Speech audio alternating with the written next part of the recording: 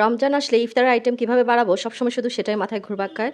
তো আমি হচ্ছে আজকে সেরকম ইফতারের আইটেমই একটা বানাচ্ছি। আর এটা হচ্ছে বানানোর জন্য এখানে আমি আটা নিয়েছি, তারপর হচ্ছে লবণ, তারপর কালো জিরা, একটু তেল দিয়ে ভালোভাবে মিক্স করে নিচ্ছি। আর এখন হচ্ছে অল্প, অল্প পানি দিয়ে এটাকে ভালোভাবে একটা ডো তৈরি করব। আর ডোটা অবশ্যই ভালোভাবে মথে নিব বেশ খানিকটা সময় নিয়ে, যাতে করে ডোটা একটু সফট হয়। যেদিন আমি ভাজা-পোড়া করব ভাবি ইফতারের টাইমে, সেদিন দেখা যায় যে আমার অনেক রকম আইটেমই হয়ে যায়। মানে ভাজা-পোড়ার যে আইটেমগুলো সেগুলো একটু বেশিই হয়ে যায়। তো একটা, একটা করে নানান পদের বানাতে, বানাতে দেখা যায় যে ২-৩ টা হয়ে যায়। তো সাধারণত কিন্তু আমি তেলের আইটেম তেমন একটা পছন্দ করি না। আমার পরিবারেও কেউ পছন্দ করে না। কিন্তু তারপরেও দেখা যায় বানাবো না, পছন্দ করি না, খাবো না, তারপরও বানানো হয়। তারপরও হচ্ছে এগুলো বানাতেই হয়। কারণ ইফতার বলে কথা, ইচ্ছে করে এটা খাই, ওটা খাই রোজা থাকার পর। তো যাই হোক, এখানে হচ্ছে সেদ্ধ আলু নিয়েছি, ডোটা হয়ে গেছে, ওটা এক সাইডে রেখে দিয়ে এখন সেদ্ধ আলু নিয়েছি, ওগুলোকে ভালোভাবে মেশ করে নিচ্ছি। আলু ভর্তার মতো। তারপর হচ্ছে পেঁয়াজ কুচি, লবণ আর হচ্ছে কাঁচামরিচ কুচি, ধনিয়া পাতা আর জিরা, ডালা গুঁড়া, তারপর হচ্ছে চাট মসলা দিয়ে ভালোভাবে মেখে নিচ্ছি। মেখে একটা পুর তৈরি করছি আলুর। এই পুরটা কিন্তু অনেক টেস্টি হয় আর এটা দিয়ে অনেক ধরনের নাস্তা তৈরি করা যায়। তো এটা হচ্ছে ভালোভাবে মেখে নিয়ে এটাকে এক সাইডে রেখে দিব। আর এখন হচ্ছে যে আটা মেখে রেখেছিলাম ডো তৈরি করে, সেটা থেকে একটু করে আমি ডো নিয়েছি আর নিয়ে এটাকে রুটি বেলার মতো করে রুটি বেলে নিচ্ছি।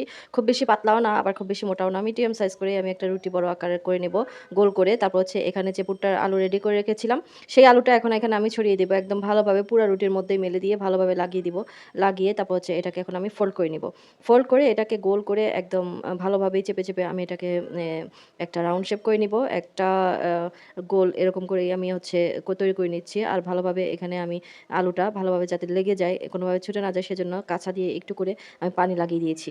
তারপর হচ্ছে এখানে ২ সাইড দিয়ে আমি এভাবে কেটে ফেলে দিচ্ছি। চাইলে এটা রাখতেও পারবেন, অসুবিধা নাই। তারপর হচ্ছে আমি এই তো গোল, গোল করে এখন হচ্ছে কেটে নিচ্ছি অনেকটা রুটি, চালের রুটি বানানোর জন্য যেরকম আমরা আলাদা এক্সট্রা রুটি খামির কাটি, সেরকম করে আমি হচ্ছে এগুলো একটু ভিজে যাচ্ছিল, লেগে যাচ্ছিল। তো এই কারণে আমি একটু আটা চারপাশে একটু লাগিয়ে দিচ্ছি, যাতে করে কোনো কিছুতে লেগে না যায় বা শেপটা নষ্ট হয়ে না যায়। এ কারণে একটু শক্ত থাকার জন্য আমি এইভাবে করে আটার পলপ লাগিয়ে দিয়েছি। এতে করে আর কোনো সমস্যা হয়নি। এটা একদম পারফেক্ট ছিল।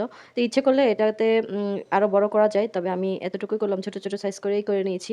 আর এভাবে করে আমরা বিকেলে নাস্তা করেছি। এভাবে করে যদি ইফতারের প্লেটও তৈরি করা যায় তাহলে কিন্তু অনেক টেস্ট হয়। আর আমি তো এখানে ফ্রোজেন করেও রেখে দেই কিছু, যেগুলো আমি পরবর্তীতে ইউজ করব। ইফতারের সময়, ইফতার তো আর খুব বেশি দিন নাই। তো ইফতারের সময় এগুলো ইউজ করা যাবে। তো এজন্য কয়েকটা ফ্রোজেনও করে নিলাম। আর বাকিগুলো হচ্ছে ডুবো তেলে একটু ভালোভাবে ভেজে নিয়েছি। খুব বেশি জোরে হিট না দিয়ে মিডিয়াম আঁচেই হচ্ছে এটাকে আমি ভেজে নিয়েছি। আর তাতেই আমার পারফেক্ট ভাবে হয়ে গেছে এই নাস্তাটা। এটা হতে খুব বেশি সময়ও লাগে না। খুব অল্প সময়ের মধ্যেই কিন্তু এটা রেডি হয়ে যায়।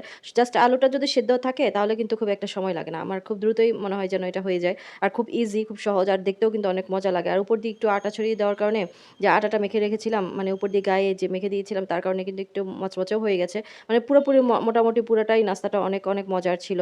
বিকেলের নাস্তা বলেন বা টিফিন কিংবা ইফতারের আইটেম যেটাই বলেন না কেন, সেটাতেই কিন্তু এটা খুব ইজিলি বানানো যায়।